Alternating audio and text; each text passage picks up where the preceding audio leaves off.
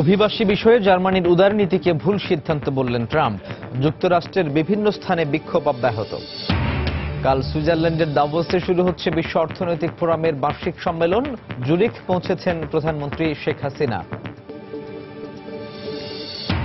দ্বিরাষ্ট্রনীতিতে Israel ফিলিস্তিন দ্বন্দ্ব নিরসনের আহ্বানের মধ্য দিয়ে শেষ হল প্যারিস শান্তি সম্মেলন। জেরুজালেমকে রাজধানী না করার আহ্বান ফ্রান্সের।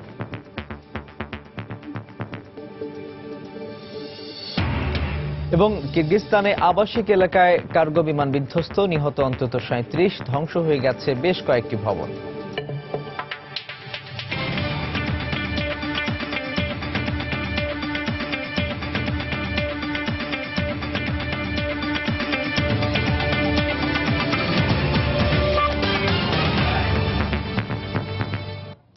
আন্তর্জাতিক সময়, সঙ্গে আছি সাজিদ রাজু। অভিবাসীদের আশ্রয় দেওয়ার বিষয়ে জার্মানির উদারনীতিকে ভুল সিদ্ধান্ত বলে আখ্যা দিয়েছেন পরবর্তী মার্কিন প্রেসিডেন্ট ডোনাল্ড ট্রাম্প। এজন্য চ্যান্সেলর অ্যাঙ্গেলা মার্কেলকে দায়ী করেন তিনি। রোববার এক সাক্ষাৎকারে পরমাণু অস্ত্র কমিয়ে আনার বিষয়ে রাশিয়ার সঙ্গে চুক্তির বিনিময়ে দেশটির ওপর থেকে মার্কিন অবরোধ প্রত্যাহারের ইঙ্গিত দেন ট্রাম্প। এদিকে পরবর্তী মার্কিন প্রেসিডেন্টের শপথ গ্রহণ অনুষ্ঠানের আগে যুক্তরাষ্ট্রের বিভিন্ন স্থানে ট্রাম্প বিরোধী বিক্ষোভ অব্যাহত আছে।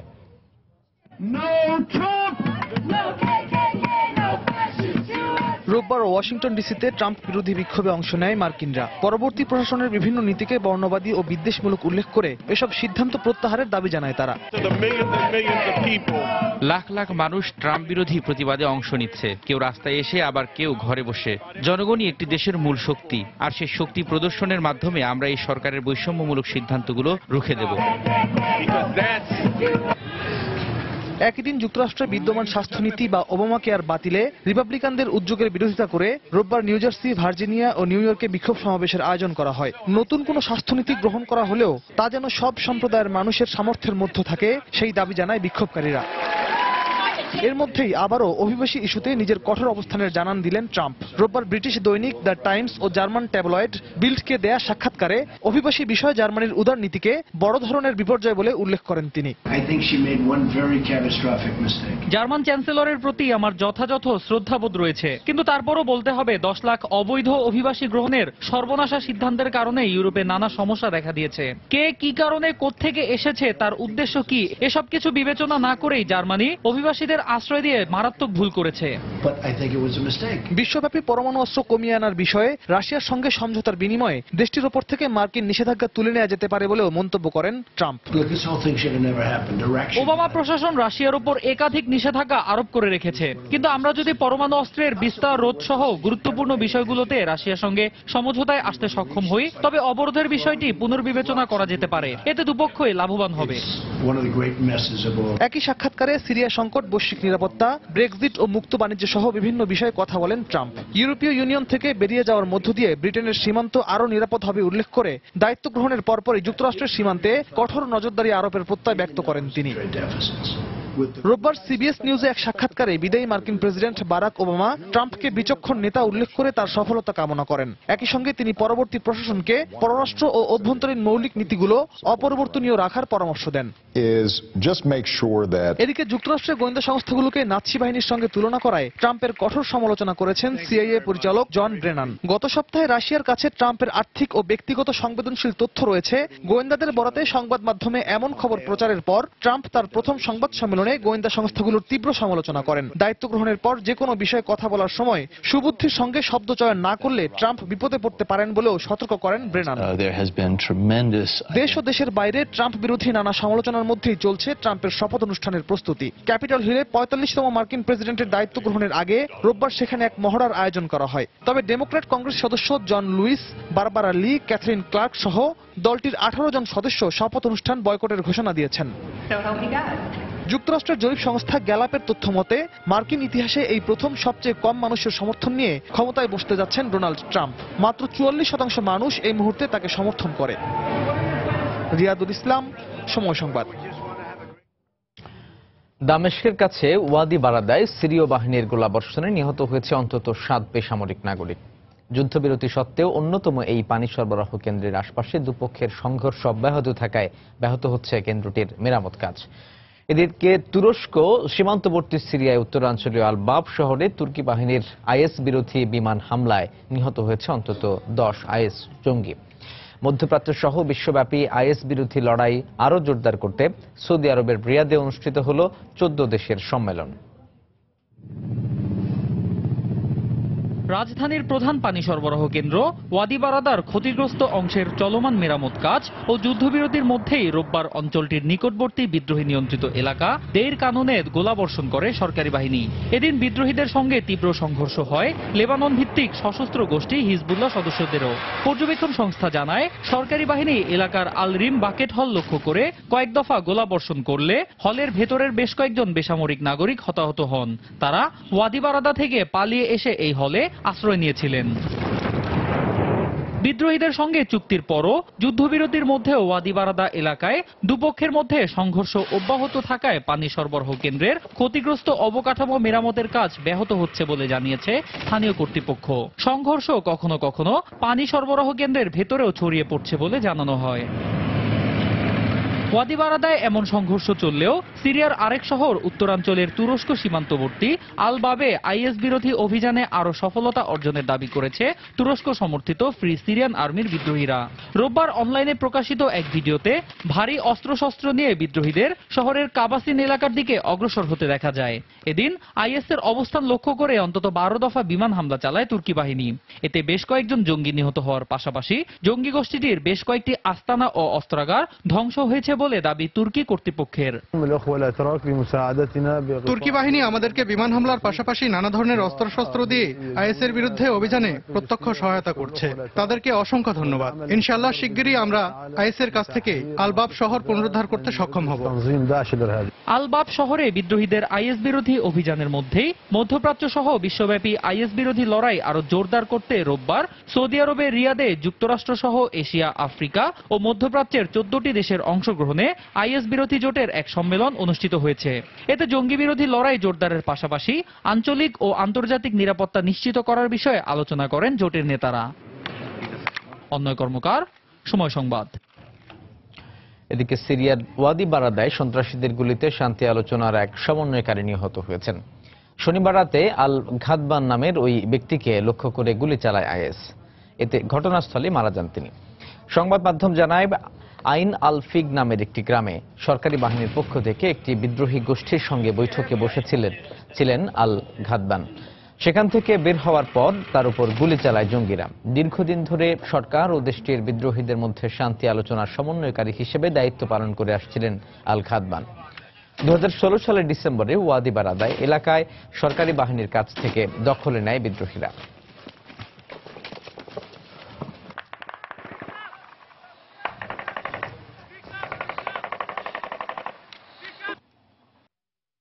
প্যারিসে মধ্যপ্রাচ্য শান্তি সম্মেলনে 1967 সালের জাতিসংঘ প্রস্তাবের ভিত্তিতে দ্বিরাষ্ট্র সমাধান মেনে নেওয়ার আহ্বান জানিয়ে একটি যৌথ ঘোষণাপত্রে স্বাক্ষর করেছে প্রায় 70টি দেশ। এই উদ্যোগকে স্বাগত জানিয়েছেন ফিলিস্তিনের প্রেসিডেন্ট মাহমুদ আব্বাস। তবে ইসরায়েল ও ফিলিস্তিনের কোনো প্রতিনিধি সম্মেলনে অংশ না নেওয়ায় বৈঠকের সমালোচনার পাশাপাশি ঘোষণাপত্রে স্বাক্ষর করেনি যুক্তরাজ্য। এদিকে তেল আবিব থেকে মার্কিন দূতাবাস জেরুজালেমে সরিয়ে না নিতে যুক্তরাষ্ট্রের প্রতি আহ্বান জানিয়েছে ফ্রান্স। রোববার প্যারিসে ইসরায়েলি দূতাবাসের সামনে বিক্ষোভ করে কয়েকশো ইসরায়েল সমর্থক। ইসরায়েল ফিলিস্তিন বিরোধ নিষ্পত্তির লক্ষ্যে আয়োজিত আন্তর্জাতিক শান্তি সম্মেলনকে অর্থহীন বলে উল্লেখ করে তারা। আমরা এর সম্মেলনের বিপক্ষে, কারণ এ থেকে কোনো কিছুই অর্জিত হবে না। ইসরায়েল ও ফিলিস্তিনের সরাসরি আলোচনার মাধ্যমে সমস্যার সমাধান হবে। এর জন্য কারো সাহায্যের প্রয়োজন নেই। সম্মেলনের পর ওলাদ বলেছেন, ইসরায়েল ও ফিলিস্তিনের মধ্যে সরাসরি আলোচনা হওয়া উচিত। তাহলে এই সম্মেলনের কি দরকার ছিল, যেখানে ইসরায়েল ও ফিলিস্তিনের কোনো প্রতিনিধি অংশ নিচ্ছেন না? নিশ্চয়ই এই সম্মেলনের পেছনে অন্য কোনো উদ্দেশ্য আছে। সম্মেলন স্থলের বাইরে যখন এই বিক্ষোভ হয়, তখন ভেতরে প্রায় 70টি দেশের প্রতিনিধিদের অংশগ্রহণে চলে আলোচনা। এতে মার্কিন দূতাবাস ইসরায়েলের তেল আবিব থেকে জেরুজালেমে স্থানান্তর করা হলে শান্তি প্রক্রিয়া বাধাগ্রস্ত হবে বলে নবনির্বাচিত মার্কিন প্রেসিডেন্ট ডোনাল্ড ট্রাম্পকে সতর্ক করেন ফ্রান্সের প্রেসিডেন্ট। দ্বিরাষ্ট্র সমাধানের ভিত্তিতে ভিত্তিতে মধ্যপ্রাচ্যের সংকট নিরসনে ইসরায়েল ফিলিস্তিনকে সরাসরি আলোচনায় বসার আহ্বানও জানান তিনি।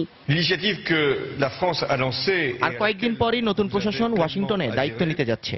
অস্ত্র চুক্তি সম্পাদনে 20 বছর পর এসে আমাদের বুঝতে হবে ইতিহাস থেকে কোন শিক্ষাটা নিতে হবে, বুঝতে হবে কোন বিবেচনায় নেওয়া জরুরি, খুঁজে বের করতে হবে দ্বিরাষ্ট্র সমাধানকে বাস্তব করে তোলার সেরা পথ ও পদ্ধতি কি হতে পারে। একদিনের এই সম্মেলন শেষে দ্বিরাষ্ট্র সমাধানের ভিত্তিতে দুপক্ষের দ্বন্দ্ব নিরসনের আহ্বান জানানোর পাশাপাশি 1967 সালের জাতিসংঘ প্রস্তাব বাস্তবায়নের আহ্বান জানিয়ে একটি বিবৃতিতে স্বাক্ষর করে প্রায় 70টি দেশের প্রতিনিধি। এছাড়া 2017 সালের শেষে এই বিষয়ে আরও একটি সম্মেলন আয়োজনের সিদ্ধান্ত নেওয়া হয়। তবে অনেকটা আকস্মিকভাবে যৌথ ঘোষণাপত্রে স্বাক্ষর করতে অসম্মতি জানায় যুক্তরাজ্য। এ ধরনের সম্মেলনের কারণে ইসরায়েল ফিলিস্তিনের সরাসরি আলোচনার পথ আরও জটিল হয়ে উঠবে বলেও সতর্ক করে দেশটি। সম্মেলনে ইসরায়েলের সাথে যেন কোনো অবিচার করা না হয় সে বিষয়ে মার্কিন প্রতিনিধিরা সচেষ্ট ছিল বলে মন্তব্য করেছেন যুক্তরাষ্ট্রের পররাষ্ট্রমন্ত্রী জন কেরি। সম্মেলনের সমাপনী বক্তব্যকে স্বাগত জানিয়ে এর মধ্য দিয়ে শান্তি আলোচনাকে এগিয়ে নেওয়া সম্ভব হবে বলে মন্তব্য করেছেন ফিলিস্তিনের প্রেসিডেন্ট। একই সঙ্গে জাতিসংঘের নিরাপত্তা পরিষদে নেওয়া সনদ বাস্তবায়নের উপর গুরুত্ব আরোপ করে দ্বিরাষ্ট্র সমাধানের ভিত্তিতে চলমান সংকট সমাধানে আন্তর্জাতিক সম্প্রদায়ের প্রতি আহ্বান জানান তিনি। এর আগে সম্মেলনকে ইসরায়েল বিরোধী ষড়যন্ত্র উল্লেখ করে প্রত্যাখ্যান করেছে দেশটির প্রধানমন্ত্রী বেনিয়ামিন নেতানিয়াহু। শিরিন আক্তার, সময় সংবাদ। কিরগিজস্তানের একটি আবাসিক এলাকায় কার্গো বিমান বিধ্বস্ত হয়ে অন্তত 37 জন নিহত হয়েছেন। এদের মধ্যে 6 জন শিশু ছাড়াও 4 জন পাইলট রয়েছে। নিহতদের বেশিরভাগই ওই এলাকার বাসিন্দা বলে জানিয়েছে পুলিশ। সোমবার স্থানীয় সময় সকাল 6:30টার দিকে দুর্ঘটনা হয়। নিহতদের সংখ্যা আরও বাড়তে পারে বলে আশঙ্কা করা হচ্ছে। পুলিশের বরাত দিয়ে আন্তর্জাতিক সংবাদ মাধ্যম জানায়, তুরস্কের ইস্তাম্বুল থেকে মাই কার্গো এয়ারলাইন্সের বোয়িং 747 নামের একটি কার্গো বিমান কিরগিজস্তানের উদ্দেশ্যে ছেড়ে আসে।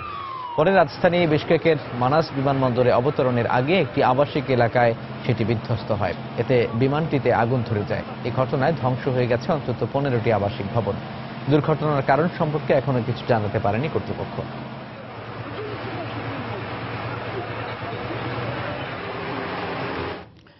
ভারতের পশ্চিমবঙ্গে মকর সংক্রান্তি উৎসব থেকে ফেরার পথে পদদলিত হয়ে 6 নারীর মৃত্যু হয়েছে। আহত হয়েছেন আরও অন্তত 10 জন। তাদের স্থানীয় হাসপাতালে নেওয়া হয়েছে। প্রত্যক্ষদর্শীরা জানান, সেখানকার একটি দ্বীপে প্রতি বছর ঘুড়ি উৎসব পালন করা হয়। উৎসব দেখতে সেখানে হাজারো দর্শনার্থীর সমাগম ঘটে। তাদের একটি অংশ ফিরে যাওয়ার পথে রোববার গঙ্গাসাগরের পাড়ে দুর্ঘটনার কবলে পড়ে। বিহারের নৌকাডুবির ঘটনায় 24 জন নিহত হওয়ার পরদিন এই দুর্ঘটনা ঘটল। సంగమంలో స్నానం ఆచరించేందుకు పడవ ఎక్కుతున్న ప్రజల మధ్య తొక్కిసలాట జరిగింది. ఈ ఘటనలో 8 మంది మరణించినట్లు আন্তর্জাতিক সময় আরো দেখবেন। নিরাপত্তার অজুহাতে জাতিসংঘের দূতকে রাখাইন রাজ্যে প্রবেশ করতে দেয়নি মিয়ানমার সরকার। অনুমতি সাপেক্ষে কথা বলেছেন নির্দিষ্ট কয়েকজনের সঙ্গে।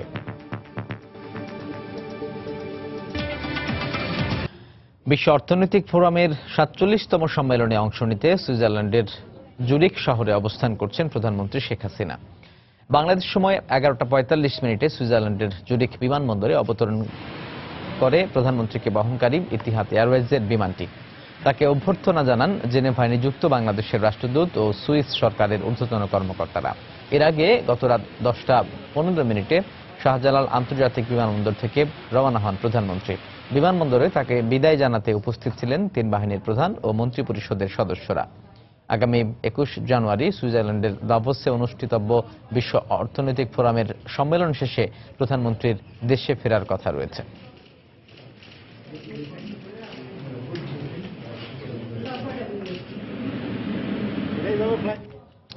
আগামীকাল সুইজারল্যান্ডের দাভোসে শুরু হচ্ছে বিশ্ব অর্থনৈতিক ফোরামের 4 দিন ব্যাপী 47তম বার্ষিক সম্মেলন।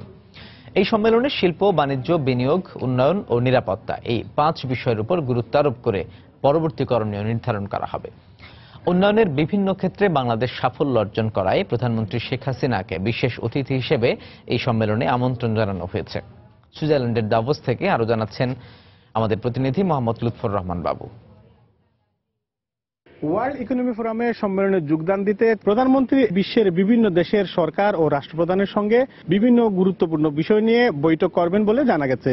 প্রধানমন্ত্রীর এই আগমনকে স্বাগত জানিয়ে ইউরোপিয়ান আওয়ামী লীগের নেতৃবৃন্দ প্রত্যাশা করছেন প্রধানমন্ত্রী বাংলাদেশের অর্থনৈতিক উন্নতি এবং অগ্রগতির কথা এখানে তিনি বলবেন এবং গুরুত্বপূর্ণ যে বিষয়গুলো রয়েছে, যে ইস্যুগুলো রয়েছে, সেই বিষয়গুলো নিয়ে বিশ্ব নেতৃবৃন্দের সাথে তিনি আলোচনা করবেন।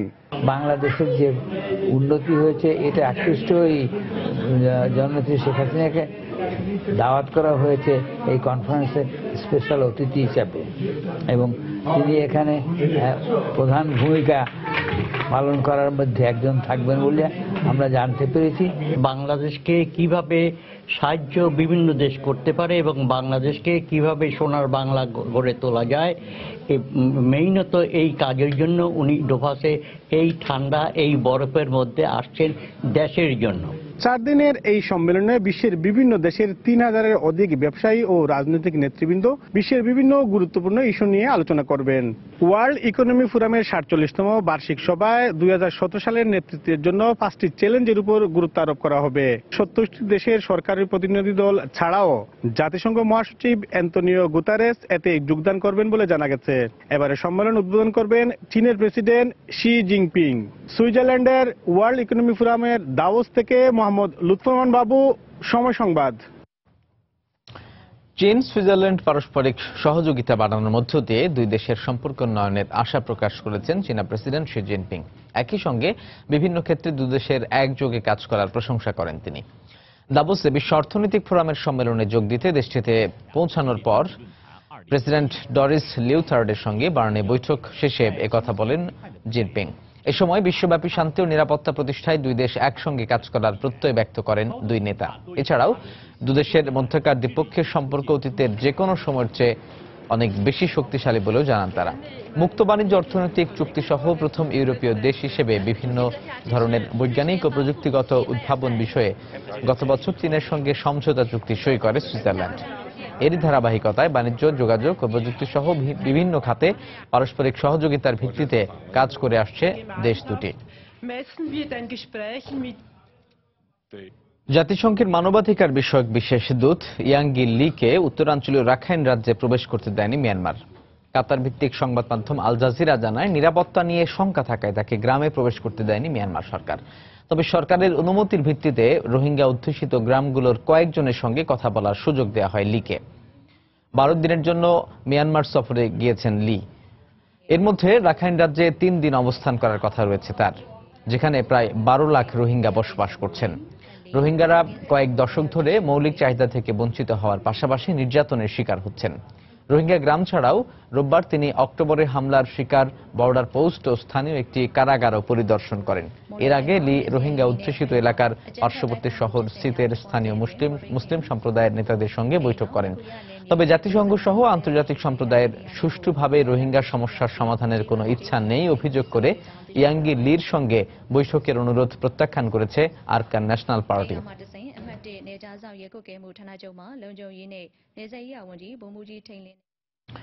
ইরাকের মসুলে নতুন করে আরো কয়েকটি জেলা পুনর্দখলে নিয়েছে যৌথ বাহিনী। রোববার আইএস জঙ্গিদের হটিয়ে ইয়ারিমজাহ সহ আশপাশের বেশ কয়েকটি এলাকা পুনর্দখলে নেয় তারা। যৌথ বাহিনীর এক কর্মকর্তা জানান, আইএসের দখলে থাকা মসুলের দক্ষিণাঞ্চলীয় সবশেষ অঞ্চলটিও পুনর্দখলে নিয়েছে তারা। যৌথ বাহিনীর সঙ্গে তীব্র লড়াইয়ের মুখে জঙ্গিরা টাইগ্রিস নদী পাড়ি দিয়ে পালিয়ে যাচ্ছে বলেও জানান তিনি। আইএস সদস্যরা পালিয়ে যাওয়ার সময় সরকারি ভবন সহ বিভিন্ন স্থাপনায় ব্যাপক ধ্বংসযজ্ঞ চালাচ্ছে বলেও জানান এই সেনা কর্মকর্তা।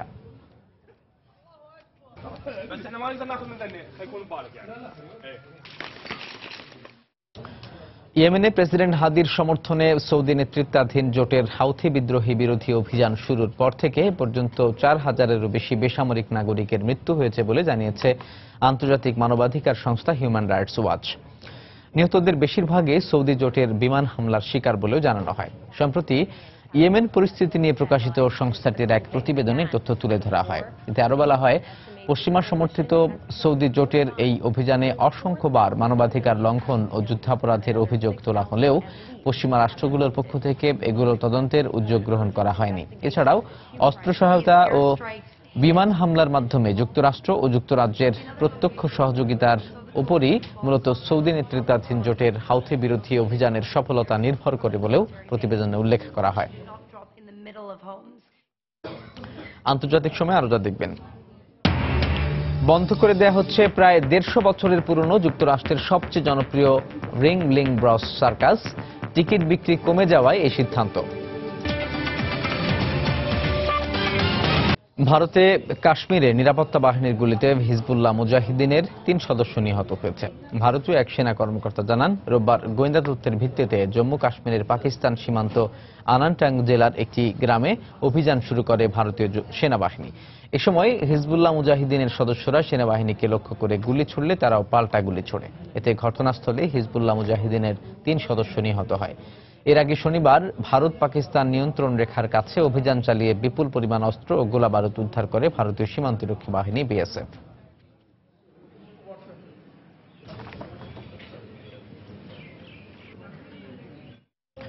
ব্রাজিলের কারাগারে দুপক্ষের সংঘর্ষে নিহতের সংখ্যা বেড়ে 30 জনে দাঁড়িয়েছে। নিহতের সংখ্যা আরো বাড়তে পারে বলে আশঙ্কা প্রকাশ করা হয়েছে। প্রত্যক্ষদর্শীর বরাত দিয়ে সংবাদ মাধ্যম জানায়, শনিবার নাটাল শহরের এলাকুস কারাগারে আটক একটি মাদক চক্রের সদস্যরা প্রতিদ্বন্দ্বী দলের সদস্যদের উপর হামলা চালায়। এতে দুপক্ষের মধ্যে সংঘর্ষ শুরু হয়।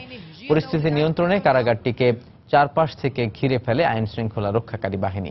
পরে ভেতর থেকে বেশ কয়েকজনের অগ্নিদগ্ধ মরদেহ উদ্ধার করা হয়। এই ঘটনায় জড়িত সন্দেহে এরই মধ্যে 6 জনকে শনাক্ত করে কারাগারে পাঠানো হয়েছে বলে জানিয়েছে কর্তৃপক্ষ।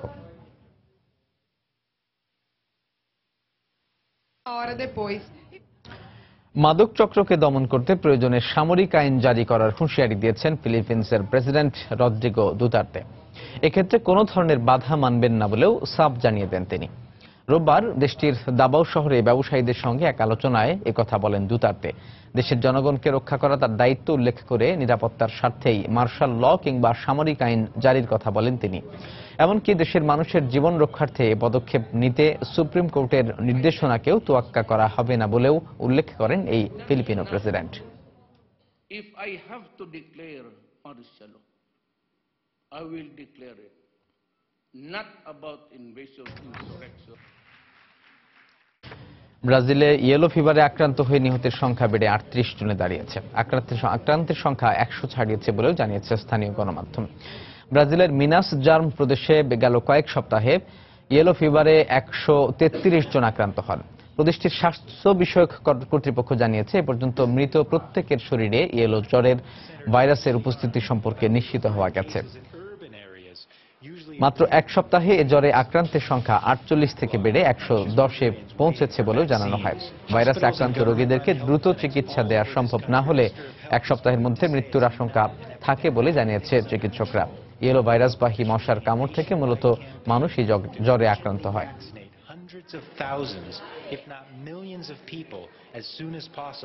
বিশ্বের কয়েকটি দেশে বিভিন্ন দাবিতে বিক্ষোভ করেছে সাধারণ মানুষ।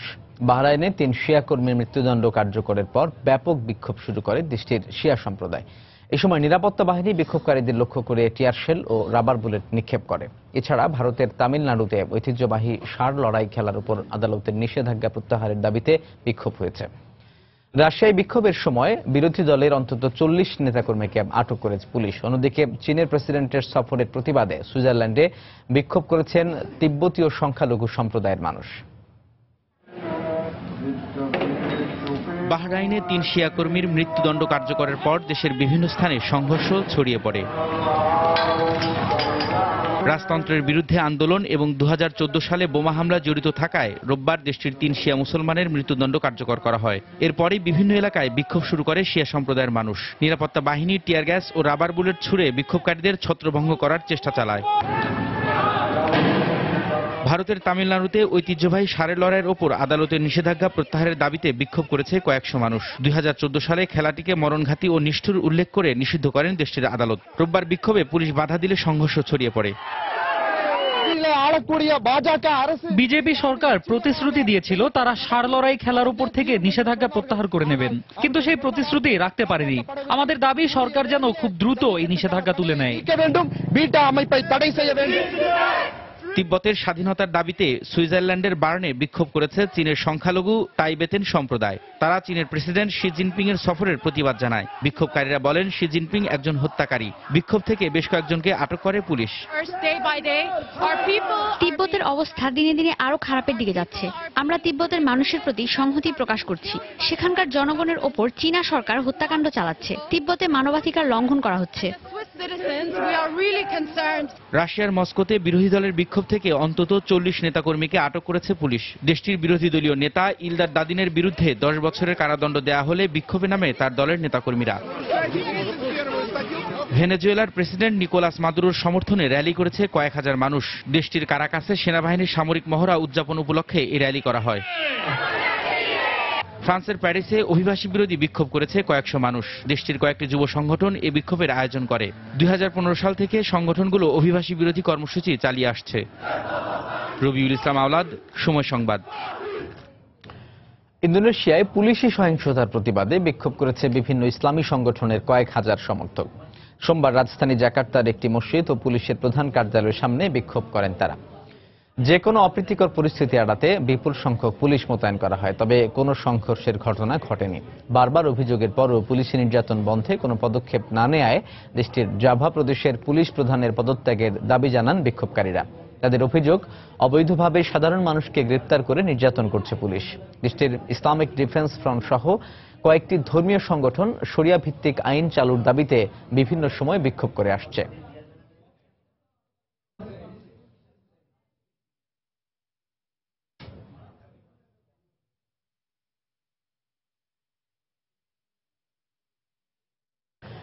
নাইজেরিয়ার উত্তর পূর্বাঞ্চলে 2 দফা আত্মঘাতী বোমা হামলায় একজন অধ্যাপক ও এক শিশু নিহত হয়েছে। এই ঘটনায় আরও 17 জন আহত হয়েছে বলে কর্তৃপক্ষের বরাতে জানায় গণমাধ্যম। দেশটির জরুরি বিভাগ জানায়, সোমবার মাইদুরি বিশ্ববিদ্যালয়ে 2টি ফটকে আলাদা এই হামলা চালানো হয়। এখন পর্যন্ত কারো পক্ষ থেকে এই হামলার দায়িত্ব স্বীকার করা না হলেও ওই অঞ্চলটিতে বোকো হারামের আধিপত্য থাকায় তারাই এই হামলা চালিয়ে থাকতে পারে বলে ধারণা করা হচ্ছে। নাইজেরিয়ার উত্তর পূর্বাঞ্চলে বোকো হারামের সহিংসতায় গত 7 বছরে 15,000 মানুষের মৃত্যু ও গৃহহারা হয়েছে 20 লাখেরও বেশি মানুষ। অর্থ বাণিজ্যের খবর। ট্রাম্পের সীমান্ত বাণিজ্যে শুল্ক আরোপের ঘোষণার পরও চলতি বছর $2,500 কোটি বিনিয়োগের প্রত্যাশা করছে লাতিন আমেরিকার দেশ মেক্সিকো। এমনটা জানিয়েছেন দেশটির অর্থমন্ত্রী ইলদেফেন্সো গুয়াজার্দো। তিনি আরো বলেন, উত্তর আমেরিকার দেশগুলোর সাথে আলোচনার মাধ্যমে বিভিন্ন চুক্তির পরিকল্পনা চলছে। তবে ফোর্ডের মেক্সিকোয় বিনিয়োগ থেকে সরে যাওয়া অঞ্চলটিকে কিছুটা লোকসানের সম্মুখীন করবে বলেও জানান তিনি। যুক্তরাষ্ট্রের প্রেসিডেন্ট নির্বাচিত হওয়ার পর সীমান্তে আমদানি রপ্তানি ক্ষেত্রে অতিরিক্ত শুল্ক আরোপের ঘোষণা দেন ডোনাল্ড ট্রাম্প, যা দেশটির সাথে মেক্সিকোর বাণিজ্যিক সম্পর্কে নেতিবাচক প্রভাব ফেলবে বলেও মনে করেন তিনি।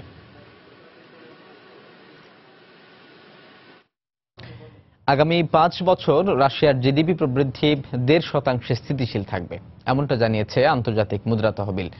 রুশ গণমাধ্যমে দেয়া এক সাক্ষাৎকারে আইএমএফ এর উপনির্বাহী পরিচালক ডেভিড লিপটন জানান, 2021 সালের মধ্যে দেশটির প্রবৃদ্ধি 3.8% পৌঁছবে। তবে এজন্য রুশ সরকারের নীতি নির্ধারণী পর্যায়ে পরিবর্তন, পুনর্গঠন, অবকাঠামো খাতের উন্নয়ন জরুরি, যা দেশটিকে আন্তর্জাতিক বিশ্বের সাথে তাল মেলাতে সহায়তা করবে। চলতি বছর বর্তমান অর্থনৈতিক অবস্থা, ব্যবসার পরিবেশ এবং আঞ্চলিক উন্নয়নেই সরকারের সবচেয়ে বেশি গুরুত্ব দেওয়া উচিত বলেও জানায় আইএমএফ।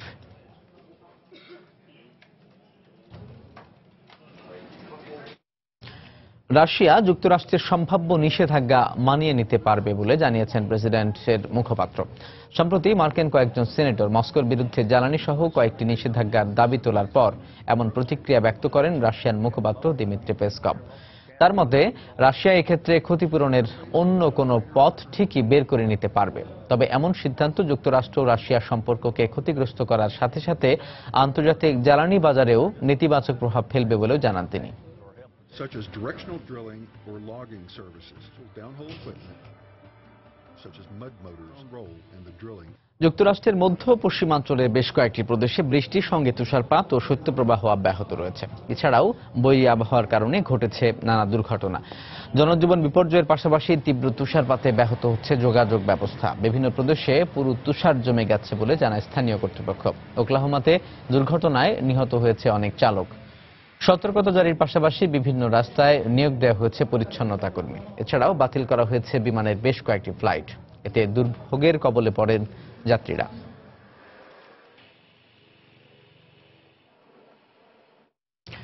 বন্ধ করে দেওয়া হচ্ছে যুক্তরাষ্ট্রের সবচেয়ে জনপ্রিয় রিংলিং ব্রস সার্কাস।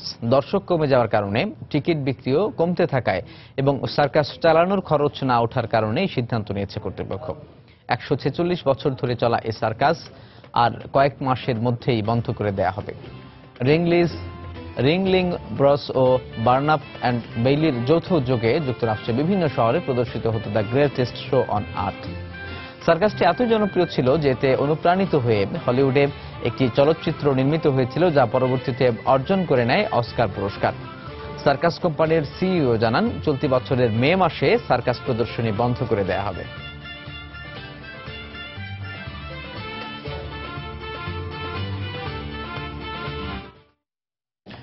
ভারতের মুম্বাইতে জমকালো আয়োজনে অনুষ্ঠিত হল ফিল্মফেয়ার অ্যাওয়ার্ডস 2017।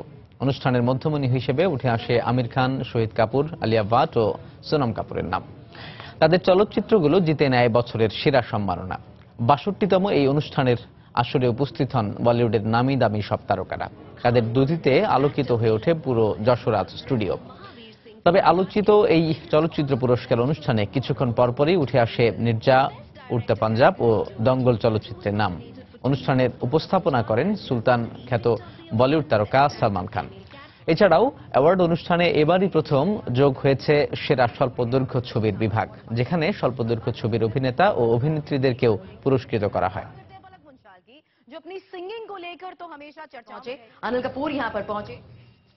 এ পর্যায়ে আবারও জানিয়ে দিচ্ছি আন্তর্জাতিক সময়ের শীর্ষ সংবাদগুলো। অভিবাসী বিষয়ে জার্মানির উদার নীতিকে ভুল সিদ্ধান্ত বললেন ট্রাম্প। যুক্তরাষ্ট্রের বিভিন্ন স্থানে বিক্ষোভ অব্যাহত।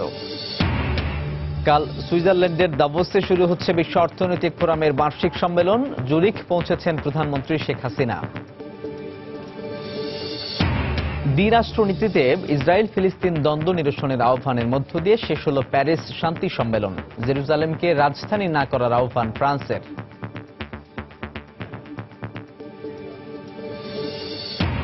এবং কিরগিজস্তানে আবাসিক এলাকায় কার্গো বিমান বিধ্বস্ত, নিহত অন্তত 37, ধ্বংস হয়ে গেছে বেশ কয়েকটি ভবন। এই ছিল আন্তর্জাতিক সময়। যে কোনো খবর পেতে ভিজিট করুন সময়নিউজ.টিভি। সঙ্গে থাকুন সময়।